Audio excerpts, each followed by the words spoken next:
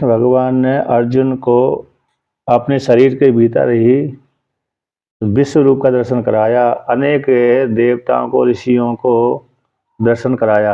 अर्जुन ने इस प्रकार से भगवान श्री कृष्ण के शरीर के भीतर ही आदित्यों को, वसुओं को, रुद्रों को, अश्विनी कुमारों को, अपूर्वों को, जो नहीं देखे गए थे ऐसे उनको आश्चर्यमय रूपों को देखा। इस प्रकार से जब देखा तो फिर बाद में संजय ने धृतराष्ट्र से कहा कि हे राजन, उस परमात्मा ने, हरि ने अर्जुन के लिए, पार्थ के लिए परम दिव्य, परमम जो दिव्य ऐश्वर्य है, रूप है, उस रूप का दर्शन कराया, जिस रूप में अनेक नेत्र, वक्त्र, दिव्य आवरण और आयुध को लेकर खड़े हुए हैं। इस प्रकार के रूप को दर्शन कराया। अब पुनः और 11वें श्लोक के द्वारा कहते हैं, किंचा और भी इस प्रकार से और विशेषणों से विशिष्ट स्वरूप का दर्शन कराया। तो दिव्य माल्याम्बरधरम,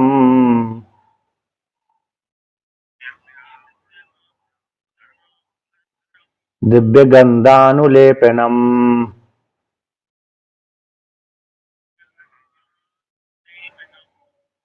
सर्वाश्चर्यमयम देवम,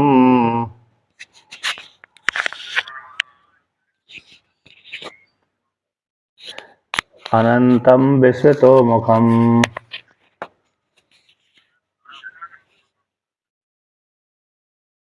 तो कहते हैं दिव्य माल्याम्बरधरम,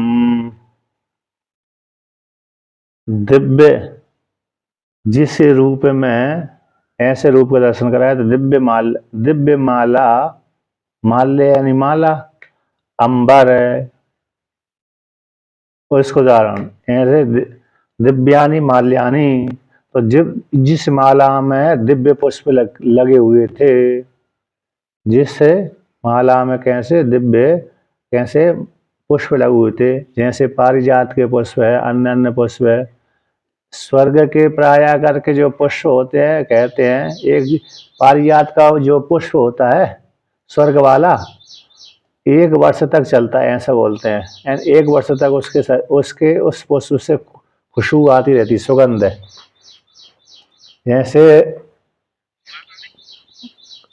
नहीं कुमलाते दिव्य दिव्य होने के कारण, अब कुमलाता भी होगा तो फिर भी 1 वर्ष तक उसकी खुशबू आती रहती है। जैसे पृथ्वी लोक के पुष्प तो जल्दी मुरझा जाते हैं, ऐसे यहाँ के भी कुछ कुछ पुष्प ऐसे होते हैं दीर्घ काल तक चलते हैं, प्राय करके फिर भी जल्दी कुमला जाते हैं। जैसे हिमालय के जो पुष्प होते हैं उनमें ज़्यादा, एक बार में, अरे जो कमल है ना, ब्रह्म कमल, बड़ी प्रसिद्धि है उधर बद्रीनाथ में, केदारनाथ में। कहते हैं जब तक वो ब्रह्म कमल जब भगवान विष्णु को नहीं अर्पण करते तब तक वो तोड़ते नहीं है। बहुत से नहीं तोड़ते, बहुत से तोड़ लेते हैं।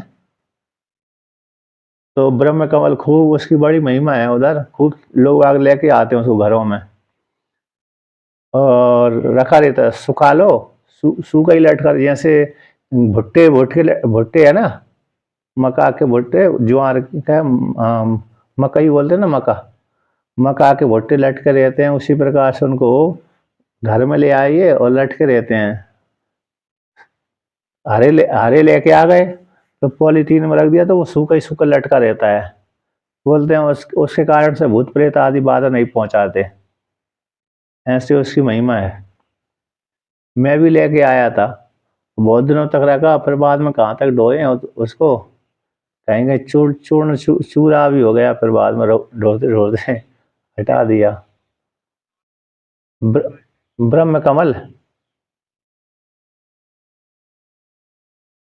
नहीं नहीं, उधर बद्रीनाथ वाला अलग होता है, इधर वाला अलग होता है।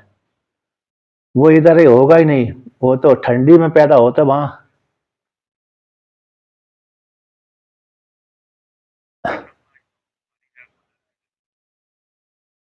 हाँ, तो मतलब बद्रीनाथ वाला जो कमल है वो इधर नहीं हो पैदा होता, वो ठंडी में ही होता है। जब बर्फ पे गलती रहती है तो उगते रहते हैं वो।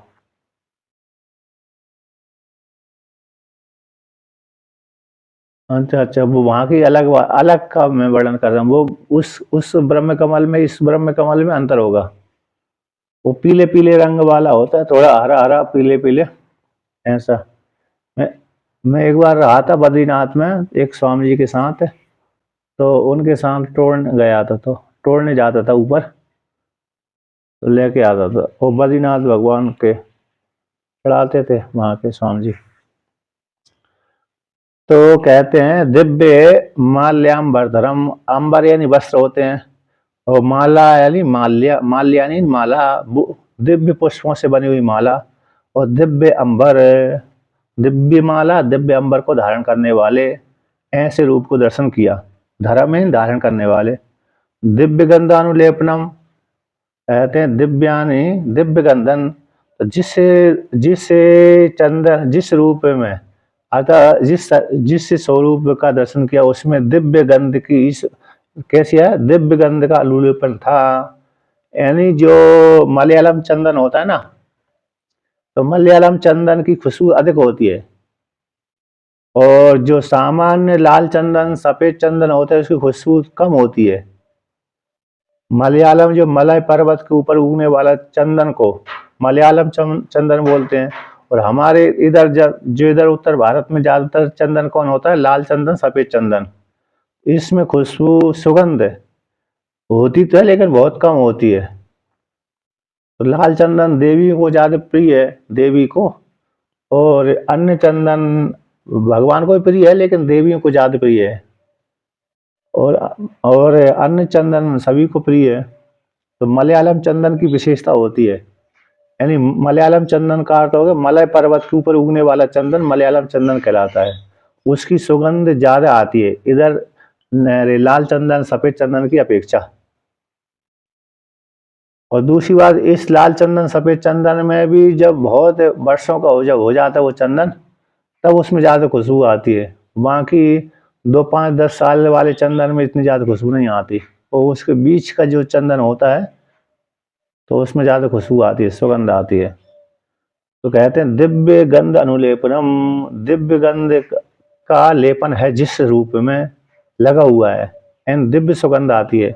कभी कभी शरीर से ही सुगंध आती रहती है, चंदन से तो आती है और शरीर से भी आती है। जैसे इनके शरीर, जैसे हम पृथ्वी गंधवती पृथ्वी अरे लक्षण है, पृथ्वी कैसी गंध वाली है।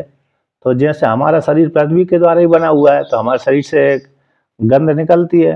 अब गंध कौन सी गंध, कभी दुर्गंध वाली कभी सुगंध वाली, इत्र आदि लगा देंगे तो सुगंध आने लगेगी, लेकिन प्राय करके दुर्गंध ही निकलती है शरीर से। तो मल आदि के कारण, जैसे जो सत्यवती थी ना, सत्यवती के शरीर से मछली की गंध आती थी, क्योंकि मछली से पैदा हुई थी, लेकिन पराशर ऋषि के कारण वो उसको दिव्य गंध आने लगी। एक योजन तक, मतलब दूरी तक है, कहीं दूरी तक उसकी सुगंध जाती थी, मतलब उसके शरीर से निकल कर निकली हुई सुगंध कहीं दूरी तक फैल जाती थी।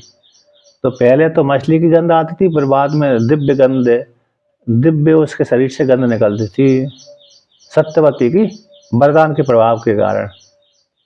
तो भगवान ने भी कैसे दिव्य गंध अनुलेपनम, दिव्य गंध का अनुलेपन किया हुआ था। जैसे तिलक लगाते ना, तो 2 4 5 जगह गंध का चंदन लगाया जाता है, माथे पे, कंठ में, दोनों भुजा पे और हृदय में।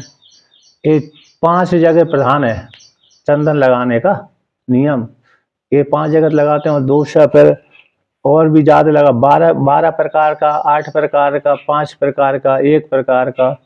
एक में तो माता ही आ जाएगा, 5 में अरे कौन आ जाएगा, माता, गला यानी कंठ, दोनों भुजाएं और हृदय, ये 5 में आ जाए। 8 में और लगा देंगे, तो 8 में लगाएंगे तो कितने हो जाएंगे, 5 3 8, दोनों हाथों में हो जाएंगे मणिबंध के ऊपर, और फिर पेट पे, ये 8 हो गए। फिर और 12 का लाएंगे, 12 लगाएंगे तो शिका के ऊपर भी हो जाएगा, पीठ के पीछे भी हो जाएगा, और दोनों कोहनियों पे भी हो जाता है यहाँ से। इस प्रकार से 12 हो जाता है। और 16 प्रकार का, फिर पैरों पैरों से लेकर के जैसे सन्यासी भस्म रमाते हैं ना, वो पूरे प्रकार का हो जाता है। तो दिव्य गंध का अनुलेपन था, ऐसे रूप का दर्शन किया। सर्व आश्चर्यमयम देवम, सभी कहते हैं जिसमें आश्चर्य लगा हुआ था, आश्चर्य था, यानी आश्चर्यमय रूप का दर्शन किया। ऐसे रूप को दिखलाया था, ऐसे रूप को अर्जुन ने देखा था। देव को ऐसे सर्व आश्चर्यमय देवम अनंतम, कहते जिसका अंत कभी नहीं होता, ऐसे अनंत रूप को दर्शन किया। विश्व तो मुखम, विश्व ही जिसका मुख है, विश्व ही यानी विश्व ही मुख है, संपूर्ण सभी ओर फैला हुआ है उसका मुख। ऐसे रूप को दर्शन किया था किसने? अर्जुन ने। ऐसा संजय महाराज धृतराष्ट्र से कह रहे हैं। अब आगे कहते हैं, भगवान भास्कर व्याख्यान करते हैं कि दिव्य माल्याम्बरधरम एन दिव्यानि माल्यानि पुष्पाणि अम्बराणि वस्त्राणि च ध्रियन्ते एन ईश्वरेण तम दिव्य माल्याम्बरधरम दिव्य गंधानुलेपनम। मेरी आवाज स्पष्ट आ रही है? कट कट कट नहीं आ रही है? अच्छा, तो कहते हैं दिव्य माल्याम वर्धनम, दिव्यानि माल्यानि, दिव्य माल्य कौन से? पुष्पाणि, दिव्य पुष्पों के द्वारा घृतित जो माला है ना, दिव्य पुष्पों के द्वारा। क्योंकि मणि माला दोनों प्रकार की हो सकती है, पुष्पों की भी माला हो सकती है, मणियों की भी माला हो सकती है। यहाँ पर भगवान भास्कर ने कह दिया पुष्पाणि, तो पुष्प दिव्य पुष्पों के द्वारा पारिजात आदि वृक्षों के पारिजात आदि वृक्षों के जो पुष्प होते हैं, उन पुष्पों की बनी हुई जो माला है, ऐसी दिव्य माला। और दिव्य अम्बराणी वस्त्राणी, तो दिव्य अंबर बोलते हैं वस्त्र को, तो दिव्य वस्त्र जिन्होंने, यानी जो किन्होंने दिव्य वस्त्र दिए थे, अनसुईया माता ने सीता जी को वस्त्र दिए थे, दिव्य वस्त्र दिए थे। अब दिव्य वस्त्र क्या है?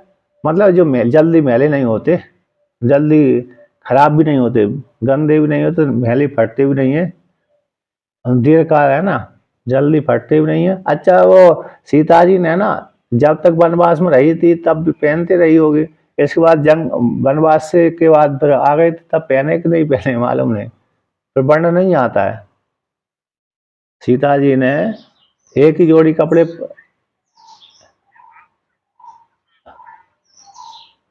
हाँ वस्त्र दिए, दिव्य वस्त्र दिए थे ना, दिव्य वस्त्र, आभूषण भी दिए होंगे, आभूषण आदि, सोना आदि, क्योंकि सोने आदि तो हो सकते नहीं दिए हों। कब आया सोना? वस्त्रों का तो आया है, हो सकता है सोना भी दिया होगा थोड़ा बहुत, क्योंकि जंगल में गए हैं ना, तो जंगल में गए तो सोने की क्या आवश्यकता है, इसी तो उसे दिव्य वस्त्र तो दे दिए, लेकिन सोना आदि का विषय में आ गए।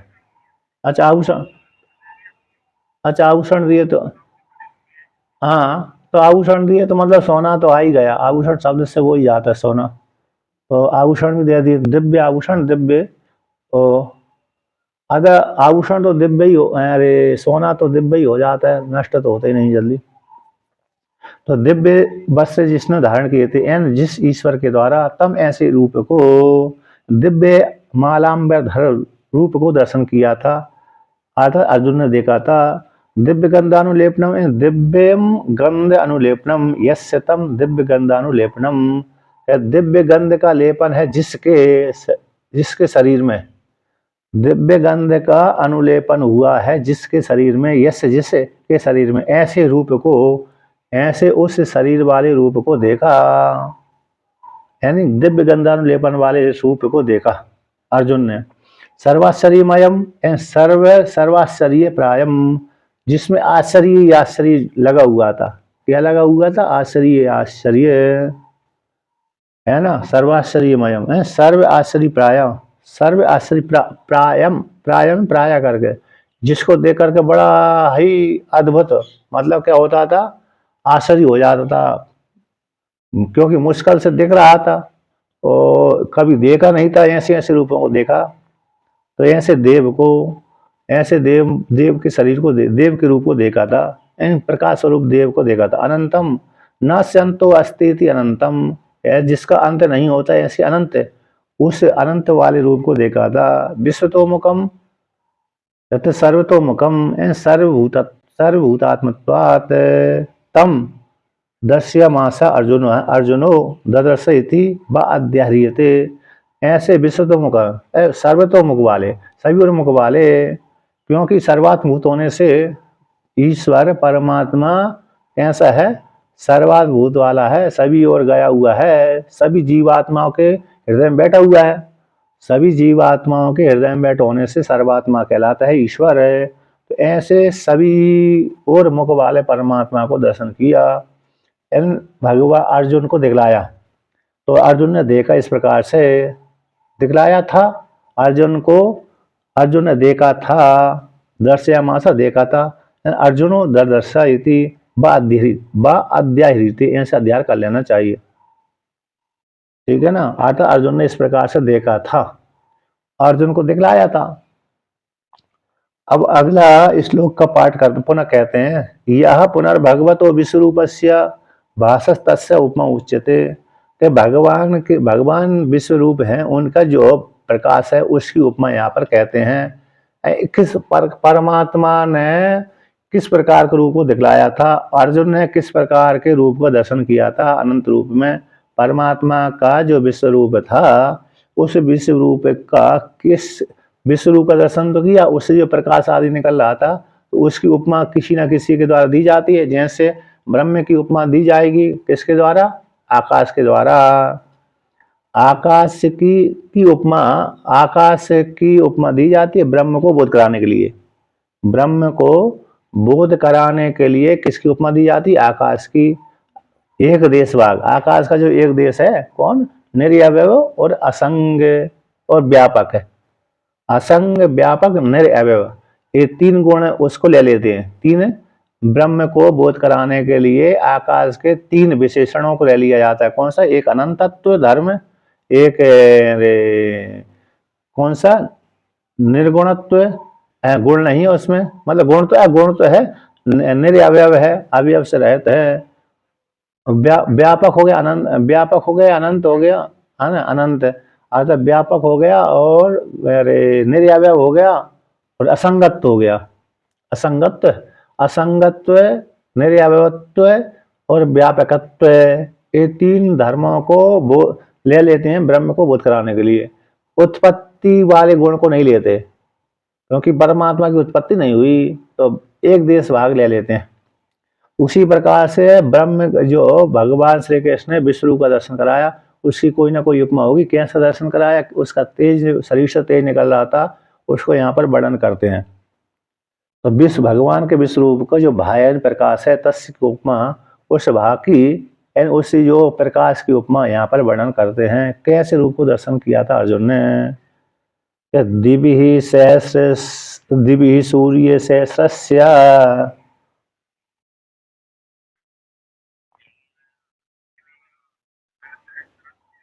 भवेद युगपद उत्थिता।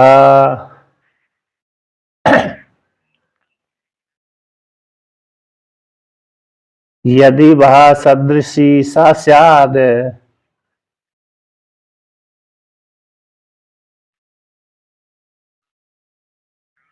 भासस्तस्य महात्मनः।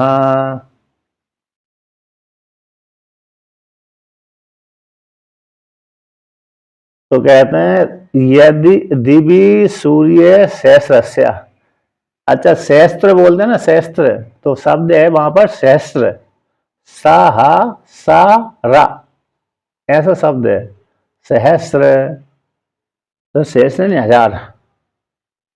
द्विलोक में, तृतीय लोक में भूर भुआ स्व, ये तीन लोक होते हैं ना, भूर भुआ स्व अथवा अंतरिक्ष। दिव्य शब्द के दो अर्थ करिए भगवान भास्कर ने, अंतरिक्ष अथवा तृतीय लोक है, यानी भूर भुआ स्व, स्व शब्द से पूरा ब्रह्मांड आ गया। तो ऐसे द्विलोक में, द्विलोक में यानी अंतरिक्ष लोक में, अंतरिक्ष लोक में जैसे सूर्य सहस्रस्य, तो हजार यानी हजार सूर्य भवेद युगपत होता है, एक साथ उत्पन्न हो जाए, एक साथ प्रकट हो जाए, और एक साथ प्रकट हो जाने से उनसे जो प्रकाश निकलेगा, उनसे जो प्रकाश निकलेगा, यानी अंतरिक्ष लोक में 1000 सूर्य जब एक साथ उदित हो जाते हैं तो उससे उन सूर्यों से निकलने वाला प्रकाश जैसा प्रकाश होता है उसके सदृश, यदि वह सदृशी सस्याद है तो यदि वो प्रकाश निकलता है तो जैसा प्रकाश होगा उसके सदृश हो सकता है, अथवा या तो उसके सदृश हो भी उसके सदृश जैसा, अथवा उससे भी 1000 सूर्यों से भी अधिक है विशेष 1000 सूर्यों से भी अधिक अतिरिक्त, अर्थात जो विश्व रूप का शरीर से प्रकाश निकल रहा था वो भी कैसा है, उससे अतिरिक्त ही हो जाता है, अतिरिक्त, ये भी निकृष्ट हो जाता है। 1000 सूर्यों का जो प्रकाश है वो भी कैसे निकृष्ट हो जाता है, अतिरिक्त, अतिरिक्त हो जाता है। तो भाष्य से प्रकाश तस्य महात्मा, उस महात्मा के विश्व रूप महात्मा के शरीर से इस प्रकार से प्रकाश निकल रहा था। मतलब उपमा दी गई है कि नहीं, उपमा दी गई है, क्योंकि 1000 सूर्य का प्रकाश निकलेगा तो व्यक्ति एक सूर्य की तेज से ही हम देख नहीं पाते, नजदीक में हमारे शरीर से प्रकाश निकल जाए ना वो सूर्य का तो देख ही नहीं पाएंगे हम। जैसे हम टॉर्च, जिस बड़े बड़े वाहनों की जो बैटरी होती है ना रात्रि के समय जब वो हमारी आंखों पड़ती है तो हमारी आंखें काम नहीं करना बंद कर देती हैं, करती हैं, काम ही नहीं करती हैं, काम करना बंद कर देती है, इतना तेज उससे निकलता है कि समझ में नहीं आती। इसलिए रात्रि को जो मेरे पशु जानवर आदि टकरा जाते हैं क्योंकि समझ में नहीं आता उनको भी और हमको भी समझ में नहीं आता है। सामान्य जो मनुष्य है, जीव है, उन वर्षों का ट्रकों का जो प्रकाश है इतना तेज निकलता है उससे तो आंखें कार्य नहीं करती इस प्रकार से। अब वो दूसरी प्रकाश है जिन सूर्य का प्रकाश में तो बहुत गर्मी होती है, जल जाएगा व्यक्ति। जब 12 सूर्य उदित होते हैं ना एक साथ है तो पूरी पृथ्वी का जो पत्थर है वो भी पिघल जाता है। अब इसमें तो 1000 उपमा दे दी गई है तो इस शरीर जो विश्व रूप का जो प्रकाश निकल रहा था वो कैसे निकल रहा था, मतलब बिना गर्मी वाला। अतः दूसरी प्रकार से अरे वो जैसे स्वप्न में व्यापक व्यक्ति देख लेता है उसी प्रकार से ऐसे दिव्य दृष्टि से देख रहा था। तो दिव्य दृष्टि से देखने के बाद है तो वो हजारों सूर्य के प्रकाश को भी वो देखने वाले व्यक्ति को बिगाड़ नहीं पाता, जला नहीं पाता। हजारों सूर्य का जो प्रकाश है एक साथ निकलने पर भी तो दिव्य पुरुष को हानि नहीं पहुंचा पाता, इन दिव्य दृष्टि के माध्यम वाले पुरुष को। इसलिए अर्जुन को इस प्रकार देख करके भी उसको हानि नहीं हुई।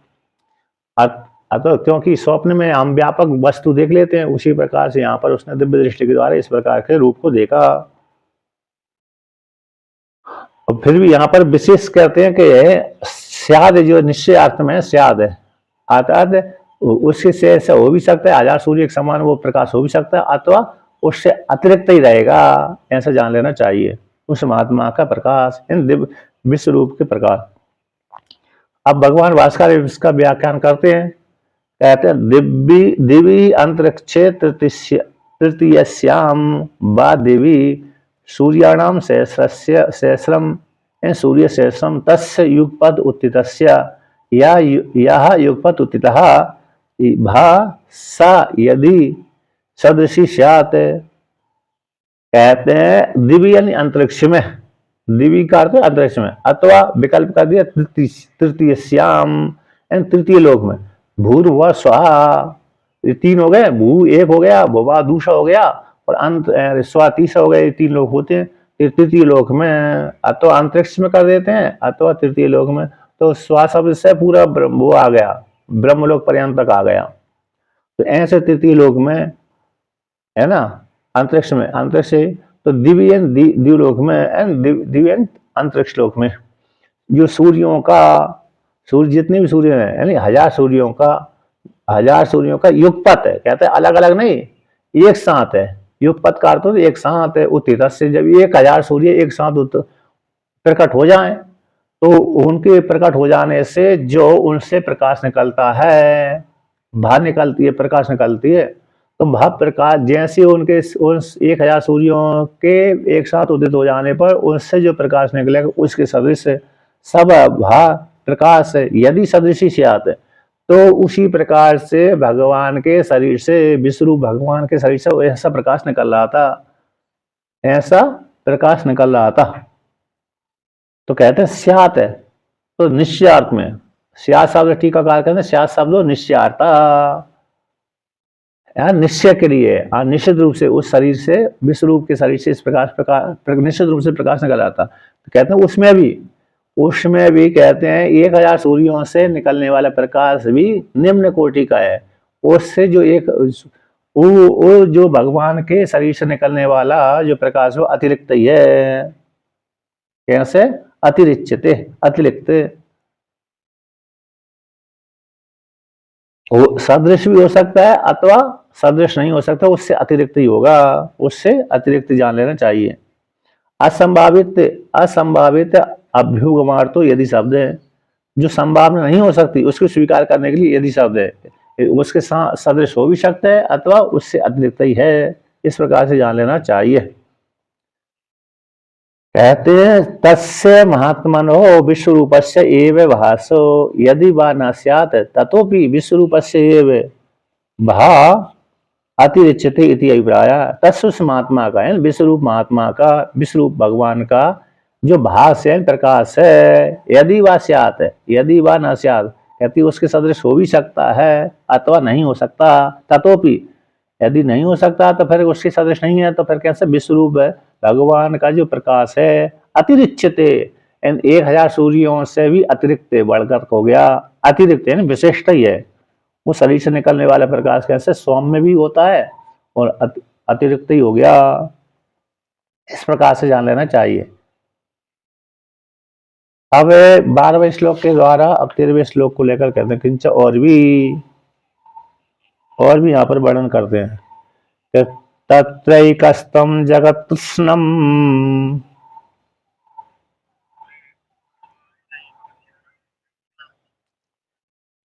प्रविभक्ते मनेकदा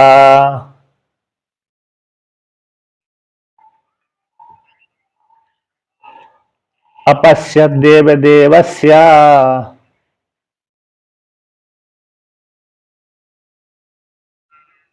शरीरे पांडवस्तदा।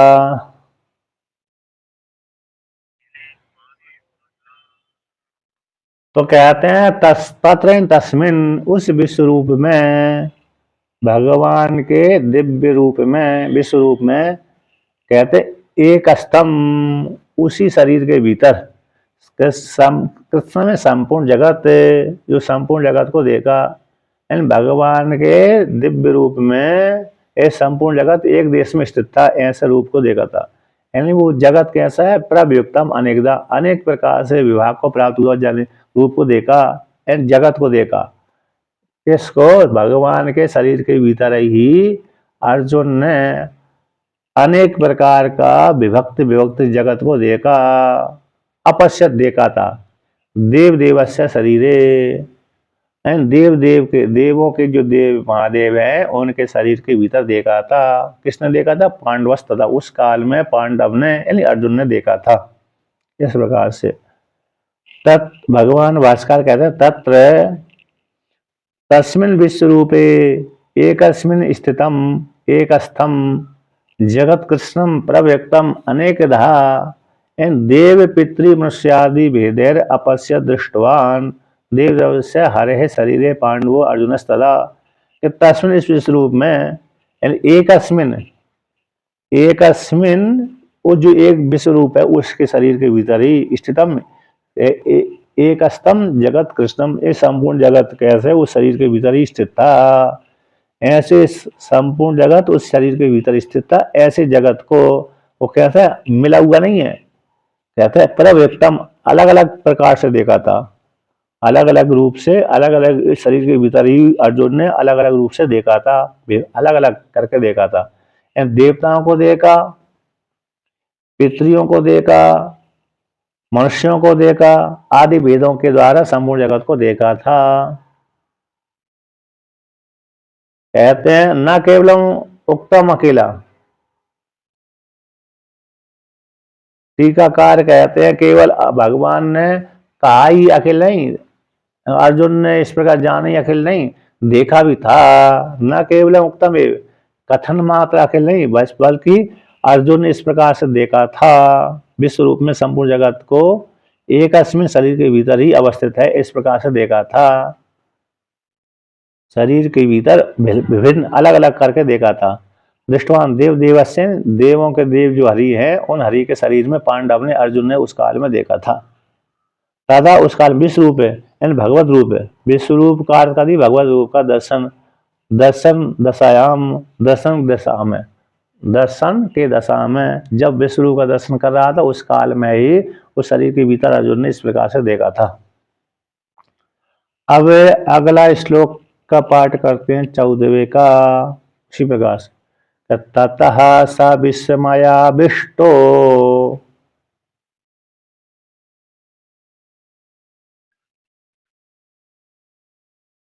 हृष्टरोमा धनंजयः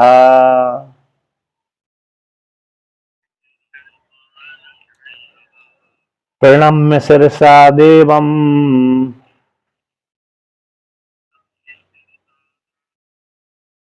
कृतांजलिरभासिता।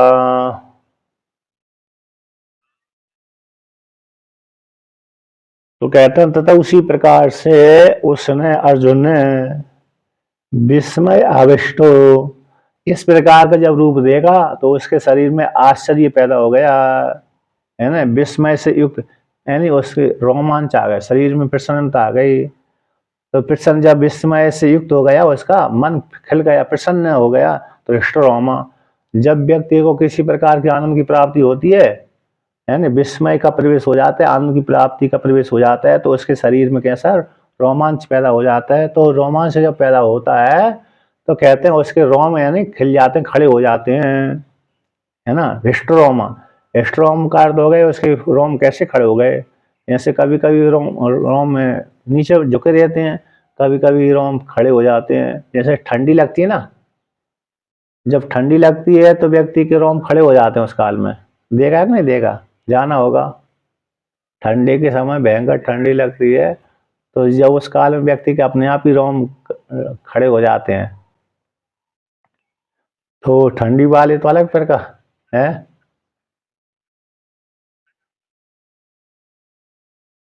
खड़े हो गए कप कप कप कप कपी के माध्यम से, कप कपी के द्वारा अपने आप ही खड़े हो जाते हैं। तो यहाँ पर प्रसन्नता वाले रोम इष्ट रोम हो गया, प्रसन्नता वाले रोम हो सकते, प्रसन्नता वाले रोम अलग प्रकार के होते हैं खड़े, और जो ठंडी वाले अलग प्रकार के हो जाते हैं। इस प्रकार से तो यहाँ पर का हिस्ट्रोमा प्रसन्न रोम वाला हो गया, रोम उसके खड़े खिल गया, शरीर चेहरा खिल गया। इस प्रकार से धनंजय, धनंजय ने इस प्रकार से ऐसा धनंजय वाला प्रसन्न मुख वाला धनंजय ने इस प्रकार रूप को देखा था। भगवान श्री कृष्ण के विश्व रूप में ऐसा दर्शन किया था, ऐसा संजय महाराज धृतराष्ट्र से सुना रहे हैं। और फिर जब इस प्रसाद से जब अनेक प्रकार रूप दर्शन किया, विश्व रूप के शरीर के भीतर अनेक प्रकार का जगत को देखा, देख करके प्रणम्य शिरसा, सिर के द्वारा प्रणाम किया, सिर के द्वारा प्रणाम करके देव किसको, देव को, परमात्मा को, ईश्वर को कृतांजलि प्रवासिता, एक कृतांजलि अवस्था हाथ जोड़ करके फिर कहने लगा। अर्जुन ने फिर अनुभूति सुनाई, क्या सुनाई, अर्जुन ने अनुभूति सुना दी। पहले शिष्य के द्वारा प्रणाम किया, फिर हाथ जोड़ करके, यानी साष्टांग प्रणाम तो नहीं है यहाँ पर, सिर के द्वारा जमीन क्योंकि खड़ा हुआ था, पर यहाँ दोनों वहीं पर किस में बैठा हुआ था, पर जो क्या है रथ के ऊपर ही बैठा हुआ था। अब कभी कभी व्यक्ति का रथ भी बहुत बड़ा होता है, जिस कभी उपमा दी गई है रथों की, तो किसी किसी राक्षस का, किसी किसी राजा का, किसी किसी देवता का तो शरीर रथ है ना, जैसे बाणासुर को लेकर के आता है, किसी दूसरे को लेकर के आता है। किसी के रथ में 1000 घोड़े जोते रहते हैं, किसी के रथ में 1000 गधे जोड़े रहते हैं। एक का तो राक्षस का 1000 गधों वाला रथ था गर्दभ, किसी के में 1000 घोड़े जोते हुए थे, और किसी के में शेर ही जोते हुए थे। शेर वाला भी है क्या, सुना शेर वाला, शेर वाला है ना रथ है, शायद मैंने कहीं पढ़ा था, पढ़ने में आया कि नहीं आया, कि 1000 जिस रथ में 1000 शेर जुड़े हुए हैं, ऐसा रथ है। अच्छा, शेर शेर का चलो शेर का संशय हो सकता है, लेकिन घोड़े का और अश्व का और गर्दभ का तो मैंने पढ़ा हुआ है। खच्चर गर्दभ, वो भी जो खच्चर वाला होता है ना गर्दभ, क्रॉस करके बना, हाँ क्रॉस करके जो बनाते हैं, वो कहते हैं एक बार पैदा हो गया फिर दोबारा संतान पैदा नहीं कर सकता वो। मिलिट्री वाले उसी का ज्यादा प्रयोग करते हैं ना। तो 1000 जब घोड़े जुतेंगे जिस रथ में, तो समझ लो कितना कितना लंबाई चौड़ाई वाला हो जाएगा रथ वो। क्योंकि जुतने के लिए भी उनको जगह ज्यादा चाहिए, 1000 घोड़ों को, अश्वों को। फिर वो उसी पर जुआ उनको चाहिए, उसी प्रकार का, उसी प्रकार रस्सी चाहिए, और और जगह भी चाहिए 1000 घोड़ों को चलने के लिए। फिर रथ भी कितना लंबा चौड़ा, कितने पहिए लगे होंगे 1000 रथ के लिए। चार दो पहिया तो हो नहीं सकते, दो चार पहिए, उसके लिए भी हजारों तो पहिया चाहिए उसके लिए। ऐसे ट्रक भी आते ना, अरे सामग्री ढोने के लिए, कि कोई कोई 10 नहीं, हाँ 40 पहियों वाला ट्रक जो रोड ही रोड पे चलता होगा ना, एक देश से दूसरे हाईवे रोड पे चलता है ना, वो बड़े बड़े पहिए वाले होते हैं वो। तो इसी प्रकार से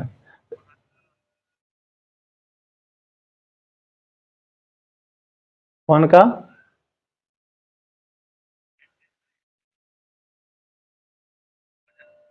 हाँ तो वजन तो होगा वो, तो सत्युग वाले तो मनुष्य रहते हैं वो। उनके उनका शरीर भी पर्वताकार रहता है, पर्वत के आकार वाला। वो पर्वत के आकार वाला उनका शरीर रहता है, भारी रहता है। सामान्य स्त्री पुरुषों की अपेक्षा उनका शरीर भयंकर बड़ा रहता है, क्योंकि उनमें बल भी तो ऐसे ही रहता है, 10-10 20-20 हजार हाथियों का बल रहता है। अब पर्वतों को उठा देते हैं और हैं।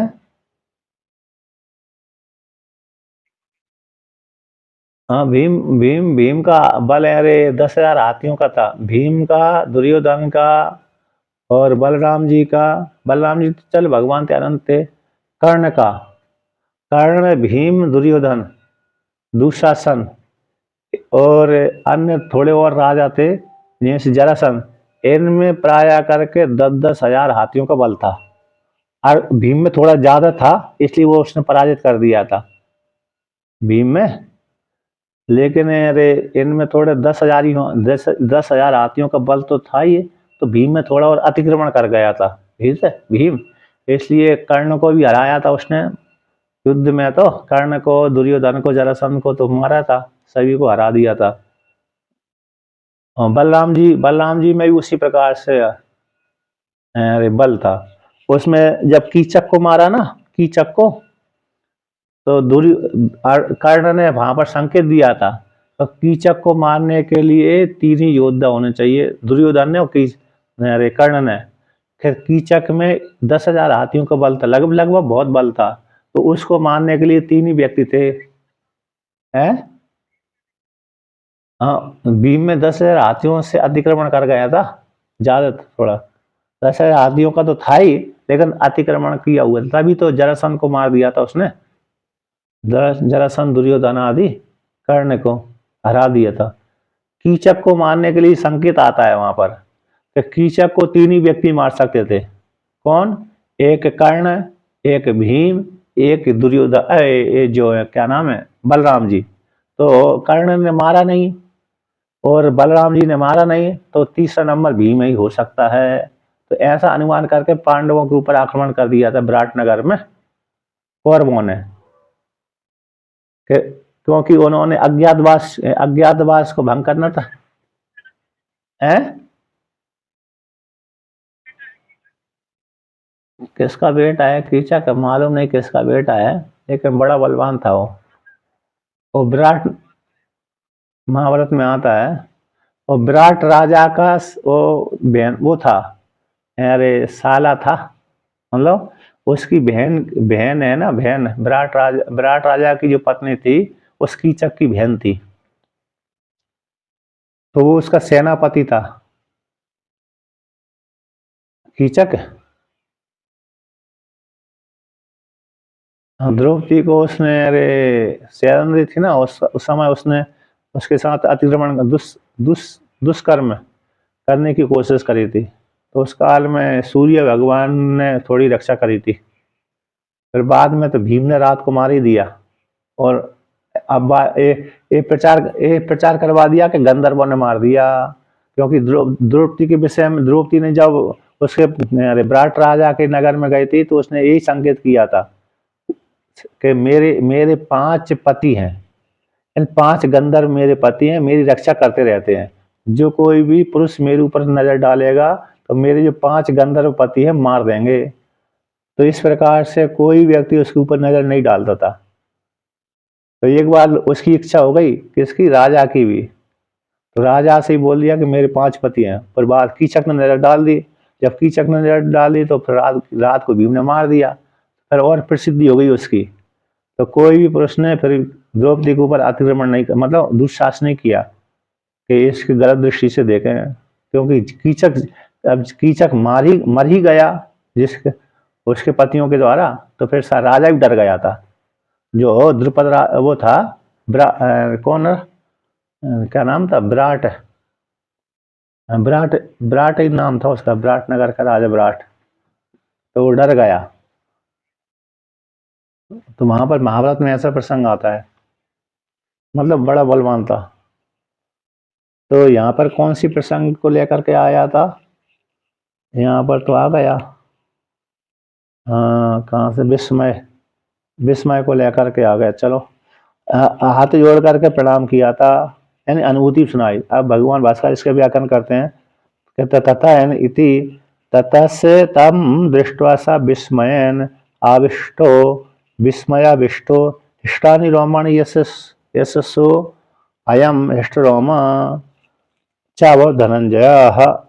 कहते तथा उसी प्रकार से तम रूप को देख करके, किसको, विश्व रूप को देख करके, सब विश्व रूप में संपूर्ण जगत को देख करके, उस प्रकार प्रकाश स्वरूप रूप को देख करके सब अर्जुन विस्मय से युक्त हो गया, विस्मय से आविष्ट हो गया, विस्मय आविष्ट वाला, विस्मय से युक्त होकर के उसके जो हिष्ट रोमानी, रोमाण खिल गए, रोम कैसे प्रसन्नता हो गए, ऐसे जिसके सु आयम हिष्ट रोम वाला धनंजय हो गया था, प्रसन्न मुख वाला, प्रसन्न शरीर वाला, पुलकित शरीर, पुलकित हिष्ट रोम है, पुलकित शरीर वाला। जैसे जैसे बालक होता है ना, अपनी माता को देख करके प्रसन्न प्रफुल्लित हो जाता है, प्रफुल्लित बोलते ना। छोटा सा बालक होता है, या बहुत बहुत देर कहीं माता उसकी चली जाती है, अब माता को, जब माता आती है तो उसको देख करके उसका चेहरा कैसा हो जाता है, पूरा शरीर प्रफुल्लित हो जाता है, देख करके हंसने लगता है इत्यादि। तो जैसे है, धनम जयति इति धनंजय। धनम अलग कर तो जय, जी जय धातु अलग होते, धन को जीतने वाला।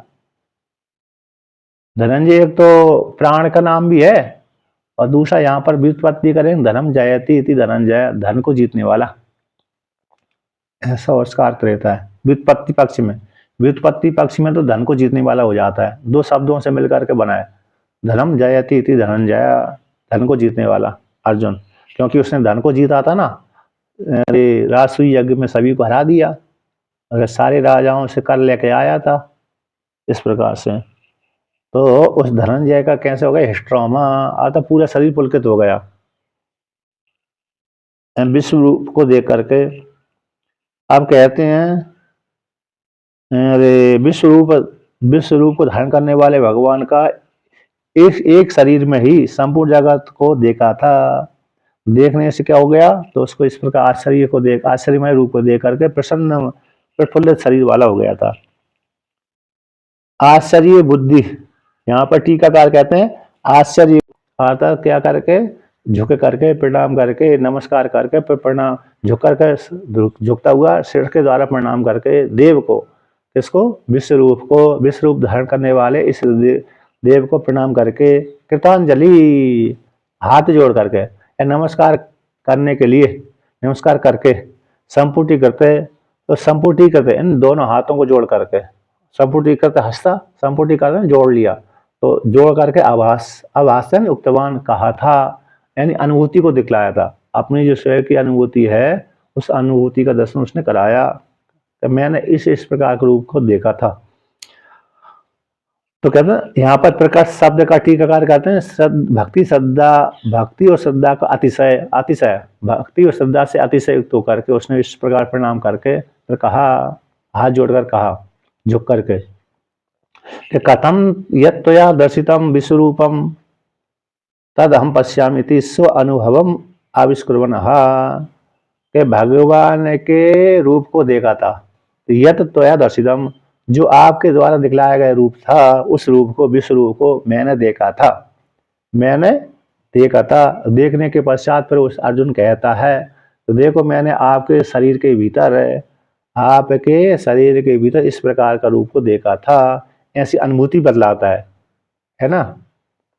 यद्यपि भगवान तो देख ही रहे, जान ही रहे हैं कि मैंने अपने ये बताया, फिर भी अर्जुन ने कहा कि मैंने देखा था। कभी कभी व्यक्ति को समझ में नहीं आता ना, हमने वाक्य बोल दिया और सामने वाले व्यक्ति ने समझ ही नहीं पाया, तो वो कहते हैं मैंने ये समझा, आपकी वाणी को सुन करके मैंने ये समझा। होता कि नहीं होता, बोलता ही ये व्यक्ति। जब पढ़ने वाला कहता मैंने तो पढ़ा दिया आपको, अब पढ़ा दिया तो आपने क्या समझा, बताओ, सुनाओ। जैसे कठोपनिषद में पूछा था नहीं, नचिकेता को यमराज जी ने, तो नचिकेता को यमराज जी ने विद्या दे दी है। कौन सी विद्या दे दी? अग्नि विद्या दे दी है, पंचाग्नि विद्या, अनाचिकेत विद्या। अब इसके पश्चात नचिकेता ने पुनः ज्यों की त्यों सुना दिया। ज्यों की त्यों सुना दिया तो मतलब एक श्रुतिधर था ना, एक श्रुतिधर होने वाला व्यक्ति जो कहते सुना देता है। अब दो वाला होता तो फिर रिपीट करनी पड़ती, मतलब एक श्रुतिधर था, ज्यों की तो सुना दिया, तो यमराज जी प्रसन्न हो गए, वरदान दे दिया कि तुम्हारे नाम से प्रसिद्धि प्राप्त हो ये विद्या। उसी प्रकार से वो अर्जुन ने देख लिया कि मैंने ऐसे रूप को दिखलाया, आपके शरीर के भीतर मैंने रूप को दिखलाया, जो मैं अपनी अनुभूति दिखलाता हूँ, कहता हूँ। तो उसको लेकर के भगवान अर्जुन कहते हैं, अर्जुन उवाचा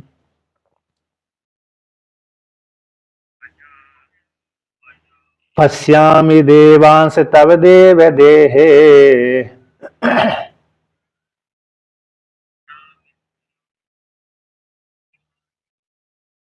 सर्वांश तथा भूत विशेष संगान।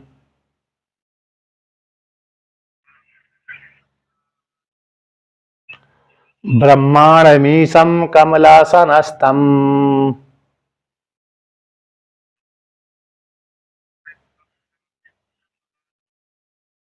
ऋषींश सर्वानुरंगांश्च दिव्यान्।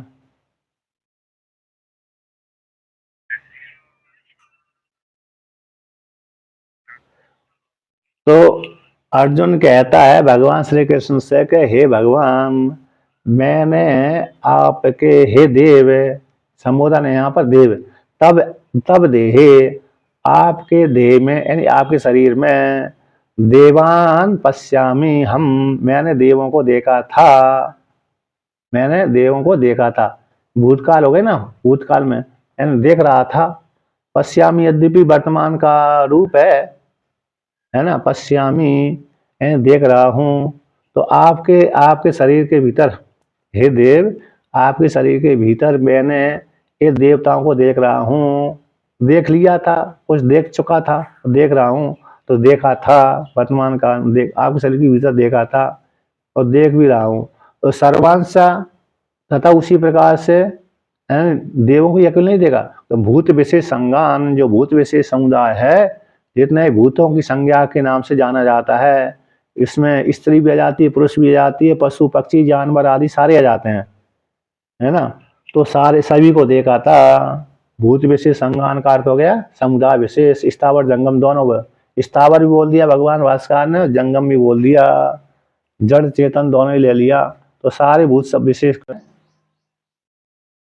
ब्रह्मा जी को ऐसे जो पृथ्वी के मध्य में, पृथ्वी का कमल है, उस कमल के मध्य में जो मेरु कर्णिका है, उन मेरु कर्णिका को ही आसन बना करके विराजमान है, कोमल कोमल ऊपर की, उनके ऐसे उस मेरु कर्णिका के ऊपर उन्होंने ब्रह्मा जी को देखा। ऋषि वशिष्ठादीन, ऋषि यानी वशिष्ठ आदि ऋषियों को, सर्वानुरंगांश